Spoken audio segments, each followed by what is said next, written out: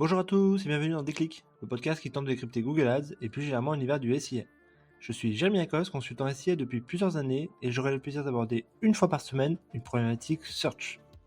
Sans langue de bois et toujours avec bienveillance, l'ambition au cours de chaque épisode est de déconstruire les mythes autour de Google Ads, une plateforme qui vient de fêter ses 20 ans, en partageant mes échanges, lectures et retours d'expérience.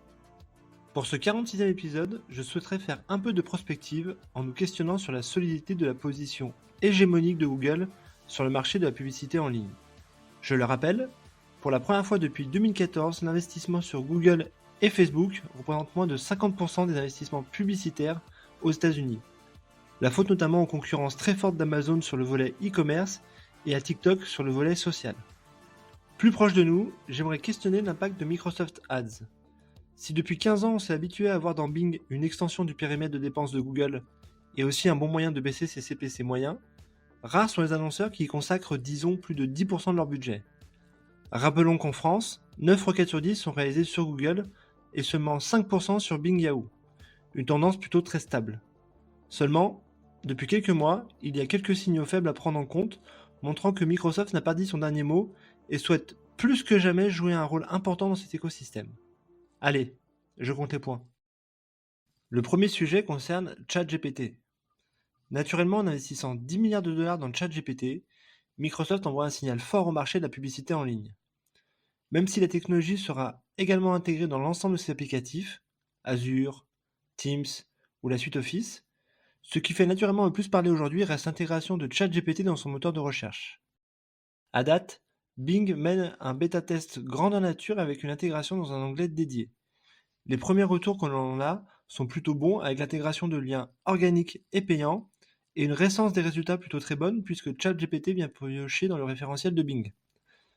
Difficile à dire si aujourd'hui cette intégration est game changer, mais force est de constater que le narratif joue pour Microsoft aujourd'hui, qui grâce à cette alliance se positionne comme l'entreprise qui innove et prend tout le spotlight. Le deuxième sujet concerne l'approche B2B.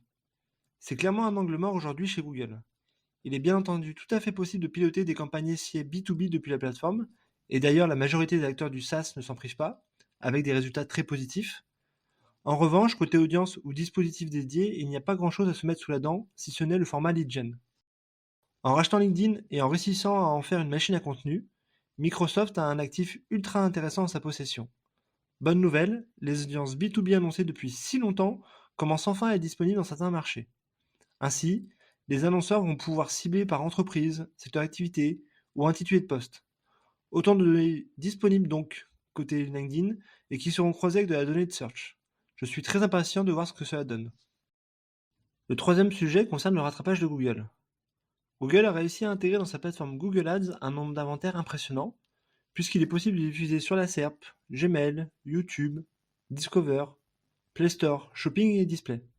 En parallèle, l'éditeur américain propose aussi une myriade d'outils best in class, avec par exemple DV360 pour le pilotage en programmatique, GA4 sur le volet analytics, ou encore AdSense sur la partie monétisation de l'inventaire publicitaire. Finalement, autant d'actifs qui manquaient jusque-là à Microsoft. Sauf que l'entreprise de Bill Gates tente de rattraper son retard sur la partie publicitaire. Ainsi, depuis 2 ans, nous avons eu droit à quelques rachats ou lancements de produits hyper intéressants. Sur le volet Analytics, Microsoft met à disposition Clarity, un outil gratuit de heatmap et recording qui a pour le moment l'avantage de ne pas être dans le viseur de la CNIL, contrairement à Google Analytics. Sur le volet programmatique, Microsoft a racheté Xandr, applicatif leader, de manière à proposer la diffusion sur les inventaires display et vidéo avec l'intégration d'outils de brand safety. Sur le volet VOD, Microsoft a conclu un deal exclusif pour s'occuper de l'ad serving de l'inventaire Netflix. À date, pas encore de résultats communiqués, mais en tout cas c'est un début de réponse à l'hégémonie de Google sur la vidéo grâce à YouTube.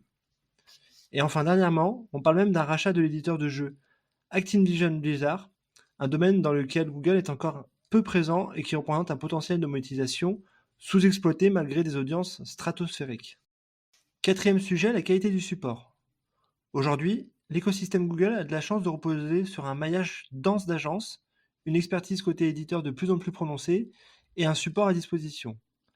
À noter qu'en fonction de votre niveau d'investissement, vous avez naturellement accès à des niveaux d'accompagnement différents, allant de la plateforme basée à Lisbonne avec des téléopérateurs, jusqu'à la possibilité d'accéder à des ressources expertes Malgré cela, on ne compte plus les retours d'expérience souvent décevants sur le niveau d'accompagnement de la part de Google, avec des internes qui ont parfois tendance à mettre en avant de manière pavlovienne les bonnes pratiques Google sans forcément en prendre compte des problématiques annonceurs. J'ajoute à cela la tendance récente à intégrer des recommandations directement au niveau du compte, et vous réussissez à créer un sentiment de frustration chez pas mal d'annonceurs. Et c'est là que Microsoft a une vraie carte à jouer. Je reste persuadé que le succès de la relation éditeur-annonceur repose grandement sur la qualité du support. Aujourd'hui, c'est quelque chose que réussit vraiment bien Microsoft, avec une armée de CSM ultra disponible, expert, et qui adapte son discours en fonction des problématiques annonceurs. Microsoft est challenger sur le marché et a bien compris qu'il était nécessaire d'accompagner autant que faire se peut les annonceurs pour les faire investir. Et enfin, le cinquième sujet, l'atonie de Google. Google reste ultra leader à date et il n'y a pas vraiment de débat. Seulement, le risque dans cette situation est de tomber dans une sorte d'atonie où l'objectif est plus de conserver l'existant, ce qui fonctionne, que d'innover. La série Playlist sur l'histoire de Spotify montre très bien cela. Et Google paraît parfois prendre ce chemin à certains égards. Depuis 2 ans, toute l'énergie semble être mise sur Performance Max, qui fait le job côté performance, mais quid au-delà? Côté SERP, le Voice Search ou Google Lens ne semblent pas avoir atteint le niveau de croissance attendu. Côté YouTube, les chiffres sont toujours impressionnants, mais en deçà des attentes. Google Pay reste derrière Apple Pay. Et Google Cloud est le numéro 3 derrière AWS et Microsoft Azure. A l'inverse, la position de Microsoft d'ultra outsider sur la partie search peut leur permettre de prendre des risques, car par définition, leur core business est ailleurs. C'est donc une situation idéale pour renverser la table et proposer quelque chose de totalement innovant. Le déploiement du chat conversationnel intelligent est peut-être une bonne piste, mais j'imagine que les têtes pensantes de la firme américaine réfléchissent déjà au coup d'après. Voilà, ce 46e épisode touche déjà à sa fin et j'espère que vous avez eu le déclic. Comme toujours, je suis preneur de vos retours, propositions de sujets en commentaire ou par message privé sur LinkedIn. D'ici là, prenez soin de vous et si vous me cherchez, vous savez où me trouver. Sur Microsoft, bien sûr. Allez, à la prochaine!